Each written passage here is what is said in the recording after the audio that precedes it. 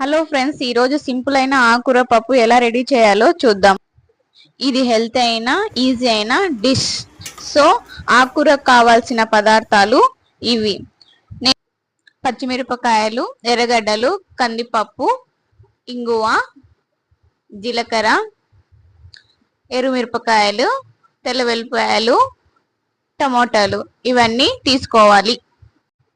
ముందుగా ఆకుకూరని క్లీన్ చేసి పెట్టుకోవాలి, లేదంటే ఇందులో మట్టి అది ఉంటుంది. నీట్ గా క్లీన్ చేసి పెట్టుకోవాలి. నేను దీన్ని 3 సార్లు వాష్ చేశాను.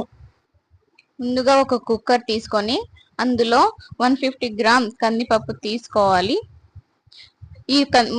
ఈ కందిపప్పుని 3 సార్లు అనేది నీట్ గా వాష్ చేసుకొని 150 గ్రామ్ కందిపప్పుకి మనము 500 ml వాటర్ అనేది వేసుకోవాలి.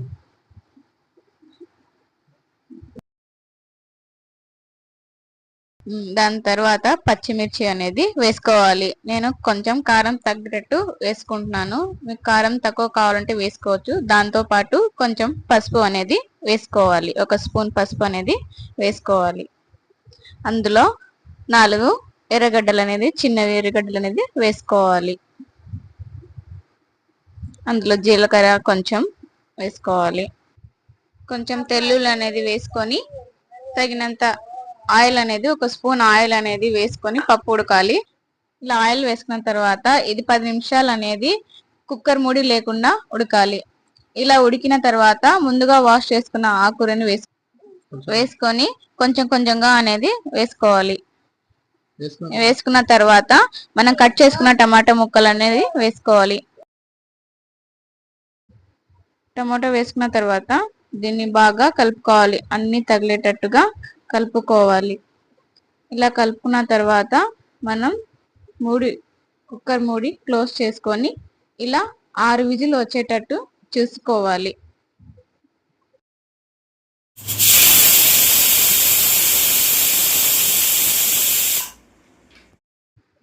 చూడండి, ఇలా 6 విజిల్ వచ్చాక పప్పు నీట్గా, ఆకుకూర నీట్గా ఉడికింది. ఇలా ఆకుకూర ఉడికిన తర్వాత ఈ పప్పు అనేది మనం నీట్గా కొంచెం ఉప్పు వేసుకొని గెలుక్కోవాలి. ఇలా నీట్గా గెలుక్కోవాలి. మెత్తగా నీట్గా గెలుకున్న తర్వాత దీన్ని మనం తాలింపు వేసుకోవాలి. ఈ పప్పుని తర్వాత ఒక కడాయి తీసుకొని కొంచెం ఆయిల్ వేసుకొని అందులో తగినంత జీలకర్ర, ఆవాలు, తగినంత ఎర్రమిరపకాయలు, ఆనియన్ వేసుకొని ఈ ఆనియన్ అనేది బ్రౌనిష్ గా వచ్చేటట్టు ఉండాలి. ఇలా ఆనియన్ బ్రౌనిష్ వచ్చేటట్టు చూసి దాని తర్వాత కరివేపాకు అనేది వేసి ఇలా బ్రౌనిష్ కి వచ్చిన తర్వాత కొంచెం ఇంగు అనేది వేయాలి. ఇంగువను కొంచెం ఫ్రై చేసుకోవాలి. తర్వాత మనం గెలికి పెట్టిన పప్పుని స్టవ్ ఆఫ్ చేసి తరువాత అనేది వేసుకోవాలి. ఈ ఆకుకూర అనేది చాలా హెల్త్ అయిన ఫుడ్. ఇది వీక్లీ వన్స్ అనేది మన ఫుడ్ లో చేర్చుకోవాలి. Thank you for watching this video friends.